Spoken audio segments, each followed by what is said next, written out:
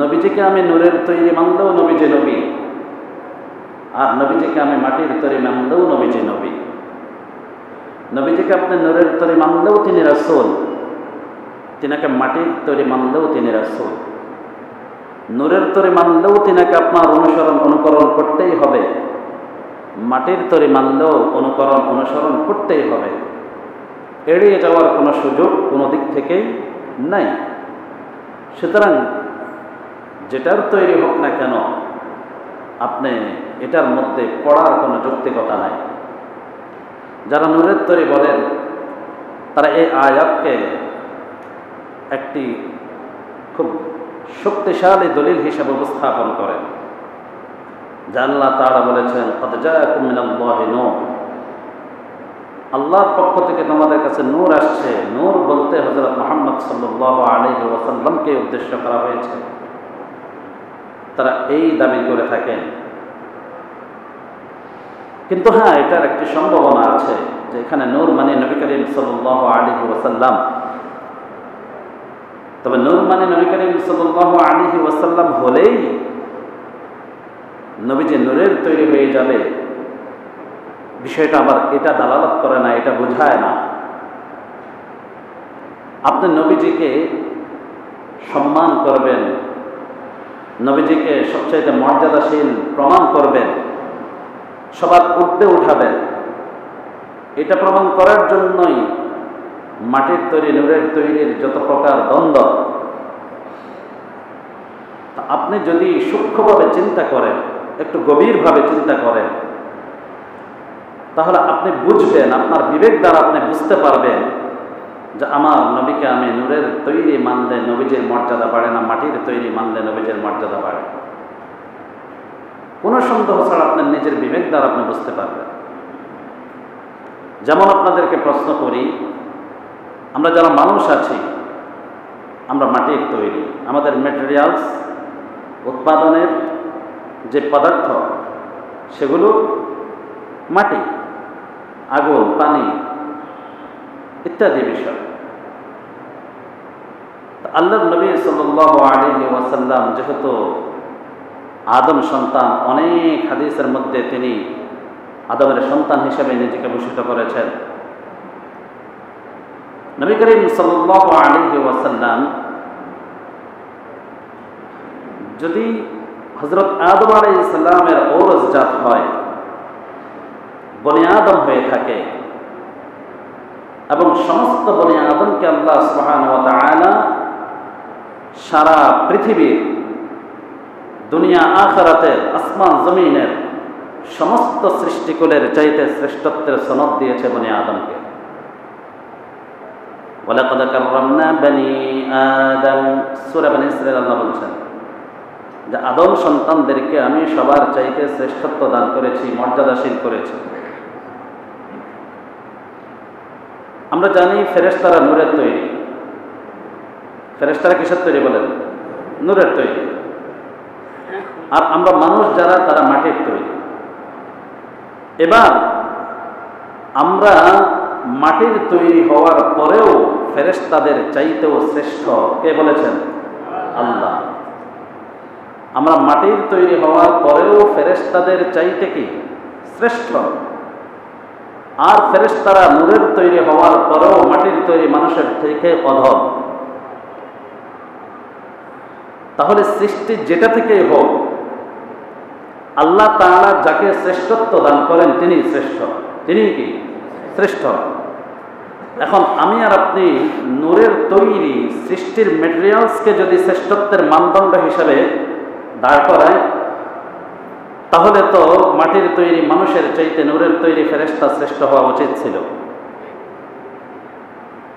কিন্তু আল্লাহ সুবহানাহু ওয়া তাআলা তো নূরের তৈরি ফেরেশতাকে মাটির তৈরি মানুষের চাইতে শ্রেষ্ঠত্ব বলেন নাই।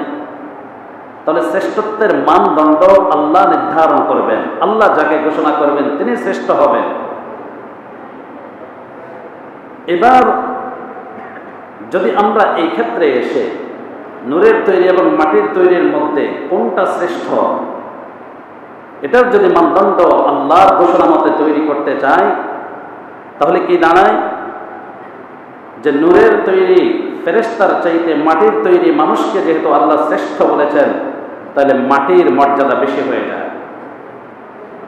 শ্রেষ্ঠত্বের বান্ধনটা যদি আমরা এভাবে করতে চাই, তাহলে মাটির মর্যাদা কি হয়ে যায়? বেশি হয়ে যায়।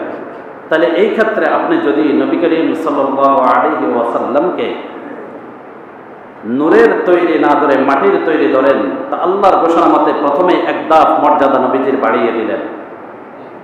আর যদি আপনি তা না করেন, তাহলে প্রথমেই নূরের তৈরি ধরার কারণে এক ধাপ মর্যাদা কমিয়ে দিলেন। যেমন ফেরেশতাদের মর্যাদা মাটির তৈরি মানুষের চাইতে কম। এই জন্যই আমি প্রথমে বললাম, নূরের তৈরি না মাটির তৈরি নবীজি, এই দ্বন্দ্বে যাওয়াটা সম্পূর্ণ বেহুদা এবং বেকফি। এটা এক প্রকারের আহাম্মকে ছাড়া আর কিছুই না। আপনি নবীজিকে যেটার তৈরি মানেন, নবীজি আপনার জন্য নবী, কুল আলমের জন্য নবী, সমস্ত মাখলুকাতের জন্য নবী, পুরো আলমের জন্য নবী যে রহমত, এটাই হচ্ছে আল্লাহ তাআলার বিধান। সুতরাং এই দ্বন্দ্ব আমাদের যাওয়ার দরকার নাই। نهاية الاحترام حضرات علماء کرام ربیان اعظام সর্বস্তরের মুসলিয়ান کرام পর্দার অন্তরালে অবস্থানরত শ্রদ্ধেয় সম্মানিত মা-বোনগণ, আল্লাহর পবিত্র ঘরে আগমনরত সম্মানিত মুআজ্জাজ মুসলিম মিল্লাহ, আল্লাহ রাব্বুল আলামিনের দরবার আলিশান ও জোর কোটি শুকরিয়া যে আল্লাহ জাল্লা জালালুহু আম্মা নওয়ালুহু আমাদের সকলকে ভালোবেসে হায়াতকে দীর্ঘায়িত করে আল্লাহ তাআলা শত কার্য ব্যস্ততা, যায় ঝামেলা এবং শয়তানের কুমন্ত্রণাকে উপেক্ষা করে তার পবিত্র হুকুম সালাতুল জুমা আদায়ের লক্ষ্যে তাহার ঘরে আসার বসার আমাদের সকলকে তৌফিক দান করেছেন। এজন্য আমরা সকলে দিলের গহীন থেকে শুকরগুজার হচ্ছি। ভক্তি ভরে মহাব্বতের সাথে সকলেই পড়ি আলহামদুলিল্লাহ। সম্মানিত উপস্থিতি, বিগত জুমআ মাহে রবিউল আউয়ালের আগমন উপলক্ষে নবীজির আগমনের প্রেক্ষাপট এবং নবী করিম সাল্লাল্লাহু আলাইহি ওয়াসাল্লাম কোন মিশন কোন বিষয় নিয়ে আমাদের মাঝে এসেছেন, আমরা সেটা বোঝার চেষ্টা করেছি। আলোচনার ধারাবাহিকতা রক্ষা করে আজকের জুমাতেও আমরা নবীজির সিরাতের আদর্শের গুরুত্ব নিয়ে আলোচনা করব ইনশাআল্লাহ। আল্লাহর নবী সাল্লাল্লাহু আলাইহি ওয়াসাল্লামের বিগত জুমা শেষের দিকে আমরা একটা হাদিস পাঠ করেছিলাম, যে হাদিসের মধ্যে নবী করিম সাল্লাল্লাহু আলাইহি ওয়াসাল্লাম ঘোষণা করেন, মান আহইয়া সুন্নতি ইনদা ফাসাদি উম্মতি ফালাহু আজরু মিআতি শাহীদ। যে বা যারা উম্মতের ফাসাদের সময়, ফিতনার সময়, উম্মতের ধ্বংসের সময়, উম্মত যখন খুঁটিনাটি বিষয় নিয়ে বিভিন্ন ফিতনা করতে থাকবে, দুনিয়ার মোহে পড়ে বিভিন্ন ফিতনায় ডুব দিয়ে থাকবে, ঠিক সেই মুহূর্তে যদি কেউ আমার সুন্নতকে জিন্দা করে, ফালাহু আজরু মিআতি শাহীদ, 100 জন শহীদ যারা আল্লাহর রাস্তায় আল্লাহর দ্বীন কায়েমের জন্য জিহাদ করতে করতে বুকের তাজা রক্ত ঢেলে দিয়ে শাহাদাতের মর্যাদা লাভ করে, যে পরিমাণ মর্যাদার সমাসীন হবেন, নবীজির একটা সুন্নাত জিন্দাকারী, একটা সুন্নাত প্রতিষ্ঠাকারী সেই পরিমাণ মর্যাদার সমাধিকার হয়ে যাবেন। সুবহানাল্লাহ। তাহলে এটা কত বড় মর্যাদা, কত বড় পুরস্কারের বিষয়।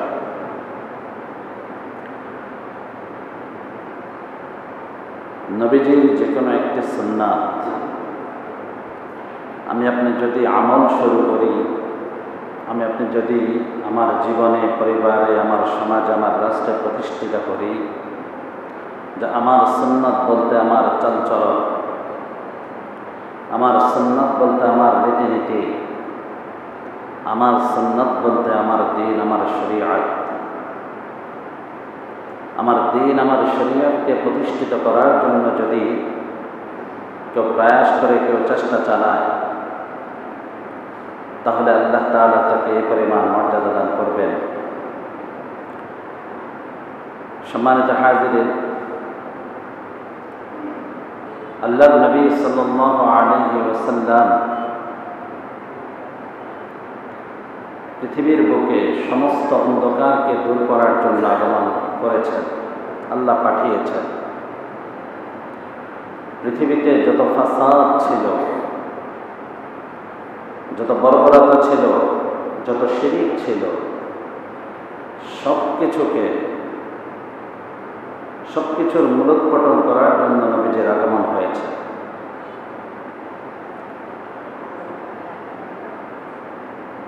নবীজির আগমনের প্রেক্ষাপট আমাদের সকলেরই জানা, কত ভয়ঙ্কর ছিল পৃথিবীর পরিস্থিতি তখন। আর নবীজি এসে নবুয়ত প্রাপ্তির পর থেকে 23 বছরের সামান্য জিন্দেগিতে কি বৈপ্লবিক পরিবর্তন পৃথিবীতে ঘটিয়েছেন, যেটার কোনো তুলনা পৃথিবীর শুরু থেকে এ পর্যন্ত হয় না, কিয়ামত পর্যন্ত হবে না। এই কারণে যারা পৃথিবীর ইতিহাস রচনা করেন, পৃথিবীতে মানবতার কল্যাণে যারা সবচেয়ে বেশি অবদান রেখেছেন, এই মানবিক মানুষগুলো, মানুষের মধ্যে যারা বৈপ্লবিক পরিবর্তন ঘটিয়েছে,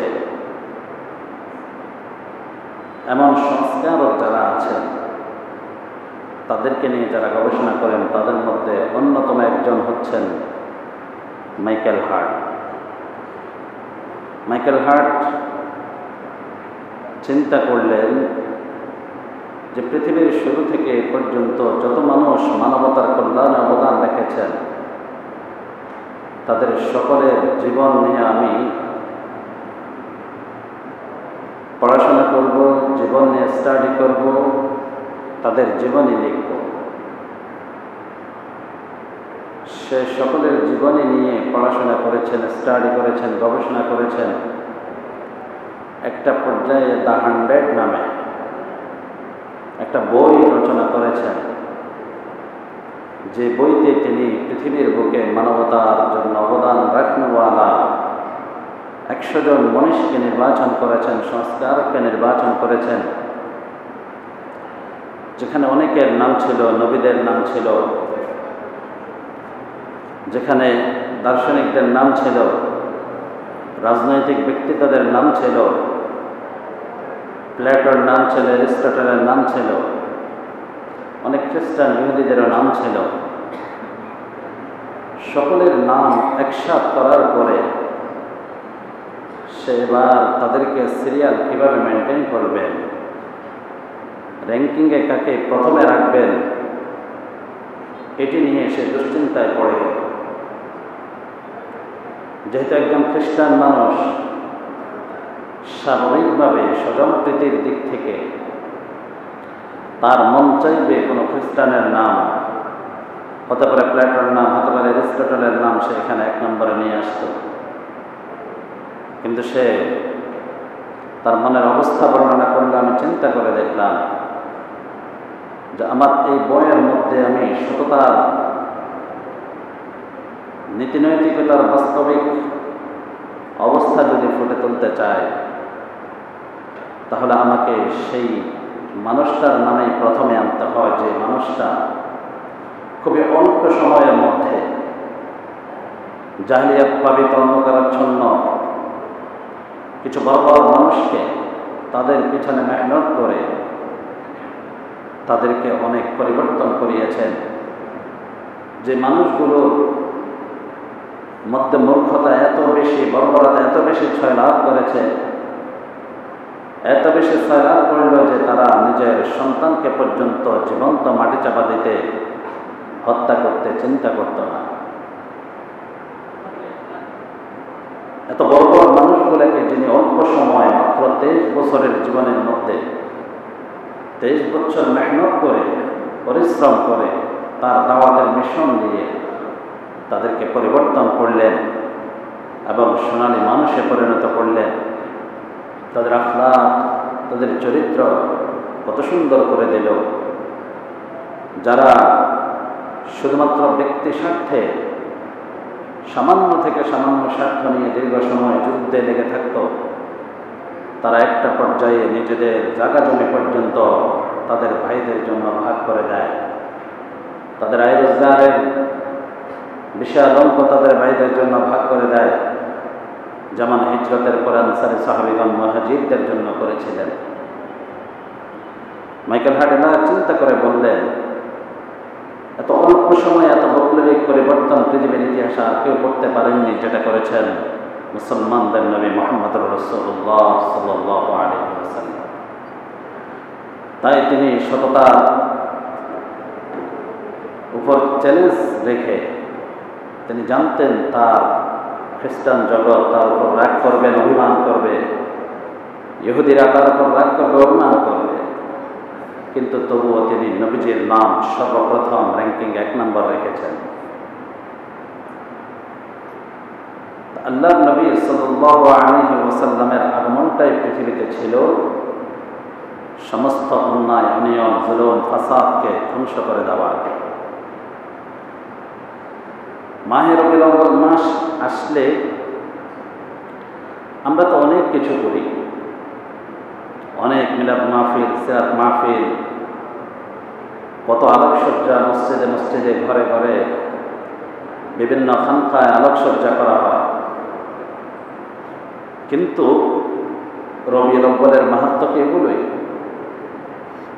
রবিউল আউয়াল মাসের আগমন, নবীজির আগমনকে আমাদেরকে এগুলোই করতে উদ্বুদ্ধ করে যে একটি মাস ভর আমরা অনেক ওয়াজ মাহফিল করব, সিরাত মাহফিল করব, মিলাদ মাহফিল করব, ঘরে ঘরে আলোকসজ্জা করব, মসজিদগুলোকে আলোকসজ্জা করব, একটা জাঁকজমক অবস্থা আমরা সমাজে তৈরি করব, গরু জবাই করব। রবিউল আউয়ালকে আমাদেরকে শুধু এগুলোর জন্যই উদ্বুদ্ধ করে? নবীজির আগমন কেন, কি নিয়ে আসলেন, নবীজির মিশন ভিশন কি ছিল, আমাদেরকে সেটা চিন্তা করতে হবে। আল্লাহর নবী সাল্লাল্লাহু আলাইহি ওয়াসাল্লামের সামনে আল্লাহ তাআলা পবিত্র কোরআনে সূরা মায়েদায় বলেন, ইয়া আহলাল কিতাবি ক্বাদ জাআকুম রাসূলুনা ইউবাইয়িনু লাকুম আলা কাসীরিন মিম্মা কুনতুম তুখফুনা মিনাল কিতাবি ওয়া ইয়াফু আন কাসীর। হে আহলে কিতাবগণ, ইহুদি খ্রিস্টানদেরকে বলা হচ্ছে, নিশ্চয় তোমাদের কাছে আমার রাসূল আসলেন, ইউবাইয়িনু লাকুম কাসীরাম মিম্মা কুনতুম তুখফুনা মিনাল কিতাব। আল্লাহর আসমানি কিতাব সমূহের মধ্যে অনেক অনেক জিনিসগুলো যেগুলো তোমরা লুকায়িত রাখতে মানুষ থেকে, আমার নবী আমার রাসূল তোমাদের মাঝে আসলেন, সেগুলো প্রকাশ করে দিয়েছেন, সেগুলো বর্ণনা করেছেন। অর্থাৎ ইহুদি খ্রিস্টানদের স্বভাব ছিল যেই কাজগুলোর মাধ্যমে, যে আয়াতগুলোর মাধ্যমে, যে বিধিবিধানগুলোর মাধ্যমে মানুষ আল্লাহমুখী হয়ে যাবে, মানুষ দুনিয়ার মোহ ত্যাগ করে আখিরাতমুখী হবে, তারা এই বিষয়গুলোকে গোপন করত। শুধু তাই নয়, ইনজিল এবং তাওরাতের মধ্যে আল্লাহর নবী সাল্লাল্লাহু আলাইহি ওয়াসাল্লাম শেষ নবীর আগমনের যে বার্তাগুলো সেখানে ছিল, এগুলো তারা মানুষের কাছ থেকে লুকায়িত করত। আল্লাহ সুবহানাহু ওয়া তাআলা তাদেরকে বলেন যে তোমরা যা মানুষের কাছ থেকে লুকায়িত করতে, তা বর্ণনা করার জন্য আমার নবীর আগমন ঘটেছে, আমার রাসূলের আগমন ঘটেছে। সুবহানাল্লাহ। ওয়া ইয়াফু আন কাসীর, হ্যাঁ, অনেকগুলো অপ্রয়োজনীয় জিনিস যেগুলো আর বর্তমানে প্রয়োজন হবে না, এগুলোর দিকে দেখা যায় তিনি আর প্রক্ষেপ করেন নাই, বর্ণনা করেন নাই। قد جاءكم من الله نور وكتاب مبين, নিশ্চয় তোমাদের কাছে আসছে আল্লাহর পক্ষ থেকে নূর, আলো। তোমাদের কাছে আল্লাহর পক্ষ থেকে নূর এসেছে, আলো এসেছে। ও কিতাবুম মুবিন, এবং সুস্পষ্ট কিতাব কোরআন মাজিদ এসেছে। এই আয়াতের মধ্যে আমরা একটু সামান্য বিশ্লেষণমূলক কথা বলবো। এখানে দেখেন, আল্লাহর নবী সাল্লাল্লাহু আলাইহি ওয়াসাল্লাম কে নিয়ে আমাদের মুসলিম সমাজে একটা বিতর্ক আছে, যে বিতর্কটা কোনো অর্থ নাই, কোনো ফায়দা নাই। সেটা কি, যে আমরা এই দ্বন্দ্বের মধ্যে লিপ্ত হয়ে থাকি যে নবীজির সৃষ্টি কি আল্লাহর দাতে নূর থেকে না মাটি থেকে, মানুষের মতো। এই বিতর্ক নিয়েই আমাদের সমাজে দুটি গ্রুপের মধ্যে বিশাল দ্বন্দ্ব, যে দ্বন্দ্বের কোনো অন্তর্নিহিত অর্থ খুঁজে পাওয়া যায় না। নবীজিকে আমি নূরের তৈরি মানলেও নবীজি নবী, আর নবীজিকে আমি মাটির তৈরি মানলেও নবীজি নবী। নবীজিকে আপনি নূরের তৈরি মানলেও তিনি রাসূল, তিনাকে মাটির তৈরি মানলেও তিনি রাসূল। নূরের তৈরি মানলেও তিনাকে আপনার অনুকরণ করতেই হবে, মাটির তৈরি মানলেও অনুসরণ করতেই হবে। এড়িয়ে যাওয়ার কোনো সুযোগ কোনো দিক থেকেই নাই। সুতরাং যেটার তৈরি হোক না কেন, আপনি এটার মধ্যে পড়ার কোনো যৌক্তিকতা নাই।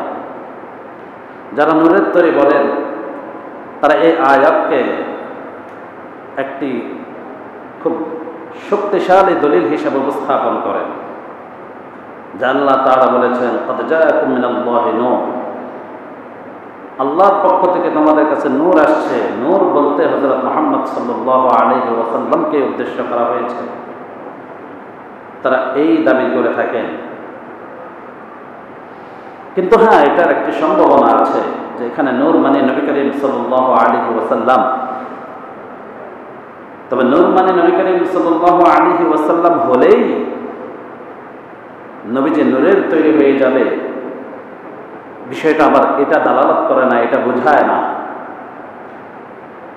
আপনি নবীজিকে সম্মান করবেন, নবীজিকে সবচাইতে মর্যাদাশীল প্রমাণ করবেন, সবার ঊর্ধ্বে উঠাবেন, এটা প্রমাণ করার জন্যই মাটির তৈরি নূরের তৈরির যত প্রকার দ্বন্দ্ব।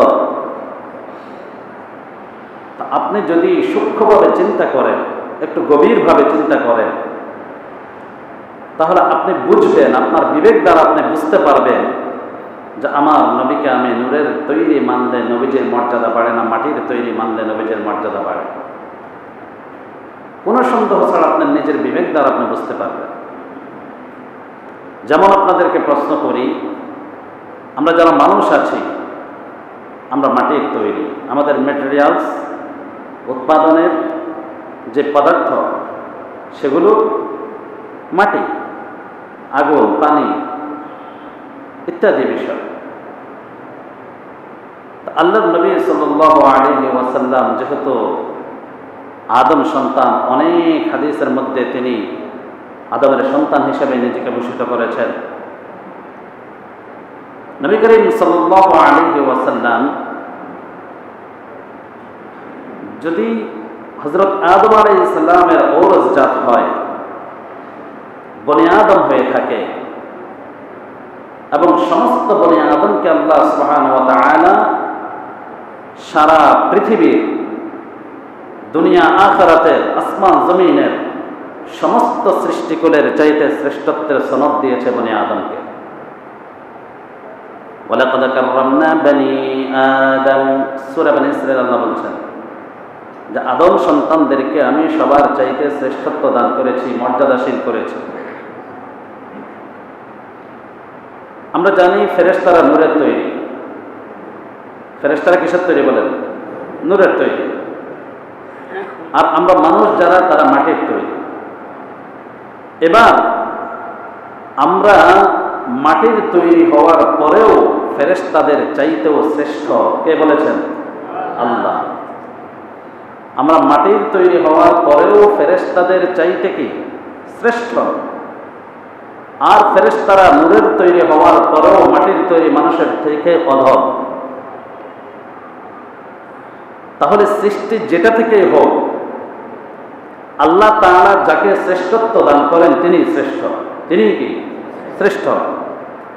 এখন আমি আর আপনি নূরের তৈরি সৃষ্টির ম্যাটেরিয়ালসকে যদি শ্রেষ্ঠত্বের মানদণ্ড হিসাবে দাঁড় করায়, তাহলে তো মাটির তৈরি মানুষের চাইতে নূরের তৈরি ফেরেশতা শ্রেষ্ঠ হওয়া উচিত ছিল। কিন্তু আল্লাহ সুবহানাহু ওয়া তাআলা তো নূরের তৈরি ফেরেশতাকে মাটির তৈরি মানুষের চাইতে শ্রেষ্ঠত্ব বলেন নাই। তাহলে শ্রেষ্ঠত্বের মানদণ্ড আল্লাহ নির্ধারণ করবেন, আল্লাহ যাকে ঘোষণা করবেন তিনি শ্রেষ্ঠ হবেন। এবার যদি আমরা এই ক্ষেত্রে এসে নূরের তৈরি এবং মাটির তৈরির মধ্যে কোনটা শ্রেষ্ঠ, এটার যদি মানদণ্ড আল্লাহর ঘোষণা মতে তৈরি করতে চাই, তাহলে কি দাঁড়ায় যে নূরের তৈরি ফেরেশতার চাইতে মাটির তৈরি মানুষকে যেহেতু আল্লাহ শ্রেষ্ঠ বলেছেন, তাহলে মাটির মর্যাদা বেশি হয়ে যায়। শ্রেষ্ঠত্বের মানদণ্ড যদি আমরা এভাবে করতে চাই, তাহলে মাটির মর্যাদা কি হয়ে যায়? বেশি হয়ে যায়। তাহলে এই ক্ষেত্রে আপনি যদি নবী করিম সাল্লাল্লাহু আলাইহি ওয়াসাল্লামকে নূরের তৈরি না ধরে মাটির তৈরি ধরেন, তা আল্লাহর ঘোষণা মতে প্রথমে এক ধাপ মর্যাদা নবীজির বাড়িয়ে দিলেন। আর যদি আপনি তা না করেন, তাহলে প্রথমেই নূরের তৈরি ধরার কারণে এক ধাপ মর্যাদা কমিয়ে দিলেন। যেমন ফেরেশতাদের মর্যাদা মাটির তৈরি মানুষের চাইতে কম। এই জন্যই আমি প্রথমে বললাম, নূরের তৈরি না মাটির তৈরি নবীজি, এই দ্বন্দ্বে যাওয়াটা সম্পূর্ণ বেহুদা এবং বেওফি। এটা এক প্রকারের আহাম্মকে ছাড়া আর কিছুই না। আপনি নবীজিকে যেটার তৈরি মানেন, নবীজি আপনার জন্য নবী, কুল আলমের জন্য নবী, সমস্ত মাখলুকাতের জন্য নবী, পুরো আলমের জন্য নবীজি রহমত। এটাই হচ্ছে আল্লাহ তাআলার বিধান। সুতরাং এই দ্বন্দ্ব আমাদের যাওয়ার দরকার নাই। না, আল্লাহ বলছেন কদ জাআকুম মিনাল্লাহি নূর, আল্লাহর পক্ষ থেকে তোমাদের জন্য এসেছে নূর। এর দ্বারা যদি নবীজি মুহাম্মদুর রাসূলুল্লাহ উদ্দেশ্য হয়ে থাকে, তাহলে অর্থ হবে নবীজি আমাদের জন্য যে কিতাব নিয়ে এসেছেন কোরআনে মাজিদ, নবীজি আমাদের জন্য যেই নূরের আদর্শ রেখে গিয়েছেন, সিরাতের আদর্শ রেখে গিয়েছেন, তাই উদ্দেশ্য হবে। এই জন্য মুফাসসিরিন কেরামরা বলেন নূর ওয়া কিতাবুম মুবিন। নূরের পরে যে ওয়াওটা আল্লাহ দিয়েছেন, এই ওয়াওটা হচ্ছে ওয়াওয়ে বায়ানিয়া, অর্থাৎ নূরের বর্ণনা করছেন। নূরটা কি? কিতাবুম মুবিন, সেটা হচ্ছে আল্লাহ পাকের কোরআন, স্পষ্ট কিতাব। এই নূর এবং স্পষ্ট কিতাব বলে যে আল্লাহ তাআলা একটা জিনিস বুঝিয়েছেন, পরবর্তী আয়াতে তার প্রমাণ মুফাসসিরিনরা বলেন ইয়াহদি বিহিল্লাহ, এর দ্বারা আল্লাহ তাআলা হেদায়েত করেন। ইয়াহদি বিহিল্লাহ, বিহি এখানে সর্বনাম হি এক বচন ব্যবহার করা হয়েছে। যদি এখানে নূর এবং কিতাবুম মুবিনকে দুইটা ধরা হতো, তাহলে ইয়াহদি বিহির জায়গায় আল্লাহ বিহি না বলে বিহিমা বলতেন, সর্বনাম দুই বচন ব্যবহার করতেন। যাদের ন্যূনতম শিক্ষা দীক্ষা বোঝার যোগ্যতা আছে তারা এটি বুঝবেন। যদি নূর এবং কিতাবুম মুবিন দ্বারা একটাই উদ্দেশ্য, দুইটা উদ্দেশ্য হতো, তাহলে ইয়াহদি বিহির মধ্যে বিহি না বলে বিহিমা বলা হতো, এক বচন না বলে বহু বচন বলা হতো, সর্বনাম বহু বচন ব্যবহার করা হতো। কিন্তু আল্লাহ সুবহানাহু ওয়া তাআলা পরবর্তী আয়াতে ইয়াহদি বিহি সর্বনাম এক বচন ব্যবহার করে প্রমাণ করে দিলেন যে আগে নূর এবং কিতাবুম মুবিন যেটা আমি বর্ণনা করলাম, সেটা মূলত দুটা জিনিস না, সেটা একটা জিনিস। যেটা নূর সেটাই কিতাবুম মুবিন, যেটা কিতাবুম মুবিন সেটাই নূর। সুবহানাল্লাহ। ইয়াহদি বিহিল্লাহু মান ইত্তাবা রিদওয়ানাহু সুবুলাস সালাম। আল্লাহ রাব্বুল আলামিন বলেন, যেই নূর, যেই কিতাবুম মুবিন আল্লাহর পক্ষ থেকে নবীজির মাধ্যমে পাঠানো হলো, দেওয়া হলো, সেই নূর দ্বারা, সেই কিতাবুম মুবিন দ্বারা, সেই স্পষ্ট কিতাব দ্বারা আল্লাহ তাআলা হেদায়েত করেন কাদেরকে? মান ইত্তাবা রিদওয়ানাহু, যারা আল্লাহর সন্তুষ্টির অনুগত হতে চায়। যারা আল্লাহর সন্তুষ্টি পেতে চায় আল্লাহ তাআলা তাদেরকে হেদায়েত করেন, পথ দেখান। সুবুলাস সালাম, শান্তির পথ, নিরাপত্তার পথ, শান্তির পথ, নিরাপদ পথ, জান্নাতের পথ আল্লাহ তাআলা তাদেরকে পরিদর্শন করেন। সুবহানাল্লাহ। তাহলে কি বুঝলাম? আল্লাহর নবীর মাধ্যমে আল্লাহ তাআলা যে কিতাব আমাদেরকে দিয়েছেন, কোরআনে মাজিদ দিয়েছেন, যে নূর আমাদেরকে দিয়েছেন, নবীজির পুরো জিন্দেগিটাই নূর ছিল, নবীজির সিরাতটাই নূর ছিল, নবীজির সুন্নাত মানেই নবীজির নূর। যে নূর আমাদেরকে আল্লাহ তাআলা দিলেন নবীজির মাধ্যমে, এই নূরকে অনুসরণ করার মাধ্যমে আল্লাহ তাআলা আমাদেরকে শান্তি দেন। এই নূরকে অনুসরণ করার মাধ্যমে আল্লাহ তাআলা আমাদেরকে নিরাপদ জীবন দান করেন। এই স্পষ্ট কিতাব অনুসরণের মাধ্যমে আল্লাহ তাআলা আমাদের জন্য শান্তির পথগুলো খুলে দিবেন। সুবুলাস সালাম, শান্তির যত পথ আছে সব আল্লাহ তাআলা আমাদেরকে দিবেন। যখন আমরা আল্লাহর সন্তুষ্টি অর্জন করতে চাইব এবং সেই উদ্দেশ্যে আল্লাহর কোরআনের বিধিবিধান মানতে চাইব, তখন আল্লাহর কোরআনের মাধ্যমে আল্লাহ তাআলা আমাদেরকে শান্তির পথগুলো বের করে দিবেন। তখন আমাদের ব্যক্তি জীবন শান্তিময় হবে, আমাদের পারিবারিক জীবন শান্তিময় হবে, আমাদের সামাজিক জীবনটাও শান্তিময় হবে, নিরাপদ হবে, আমাদের রাষ্ট্রীয় জীবনটাও শান্তিময় হবে, নিরাপদ হবে। কোনো প্রকার দ্বন্দ্ব কলহ, কোনো প্রকার ফাসাদ, মানুষের জান মালের যেই শঙ্কা, সেটা আর থাকবে না সমাজে। আজকে আমরা নিজের ব্যক্তি জীবনকে যদি লক্ষ্য করি, পেরেশানির অভাব নাই, শান্তি নাই। পারিবারিক জীবনের দিকে তাকান, আমাদের পেরেশানির শেষ নাই, অন্ত নাই, একটার পর একটা পেরেশানি চলে আসে। সামাজিক জীবনেও আমাদের ফিতনা ফাসাদের কোনো কমতি নাই। আর রাষ্ট্রীয় জীবনের দিকে যদি লক্ষ্য করি, তাহলে আমাদের হালত কি হবে এটা আমরা সবাই জানি। পুরো পৃথিবীকে সামনে নিয়ে যদি আমাদের আন্তর্জাতিক জীবনের বিচার বিশ্লেষণ আমরা করে থাকি, তাহলে আমাদের মুসলমানদের মতো হতভাগা আর কে আছে? এটা কেন? এর পিছনে মূল কারণ হচ্ছে নবীজির আগমনের যে উদ্দেশ্য, নবীজির দ্বীন শরীয়তকে প্রতিষ্ঠিত করা, আমরা এটা থেকে দূরে সরে গেছি। আমরা পদে পদে সকল কাজের মধ্যে দুনিয়াকে সামনে নিয়ে আসি, আর নবীজির সিরাতকে, দ্বীনকে আমরা পিছনে রাখি। আপনি যাই করেন, যেখানে আপনার দৌড় আছে সেখানে আপনি দেখেন, আপনি সেই কাজটাই করেন। আপনি নবীজির সিরাতকে, নবীজির আদর্শকে, দ্বীন ইসলামকে, শরীয়তকে আপনি অগ্রাধিকার দেন না, আপনি সেটাকে ডাউনে রাখেন। আর দুনিয়ার রীতিনীতি, কৃষ্টি কালচার, পাশ্চাত্য সভ্যতা, হিন্দুয়ানি কালচারকে আপনি অগ্রাধিকার দিচ্ছেন, আপনি সেটাকে আপনি গ্রহণ করছেন। নবীজির সুন্নাতের বেলা আসলে আপনি চিন্তা করেন, আর এটা হবে, একটা সময় পারব, সবখানে এটা নিয়ে বাড়াবাড়ি করতে নেই। কেউ আপনাকে সুন্নাতের পরামর্শ দিন, আপনি আল্লাহ লানত আপনার উপর, আমার উপর, নাউযুবিল্লাহ মিন যালিক। আল্লাহর অভিশাপ আমাদের জন্য। এই জন্য আমরা শান্তি খুঁজে পাই না।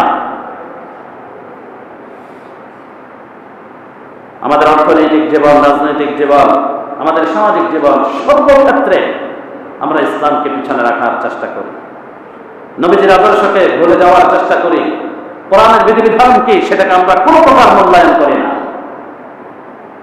আর আমরা শান্তি খুঁজতে চাই।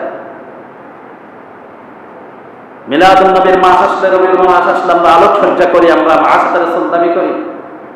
এত সহজ আশিক রাসূল,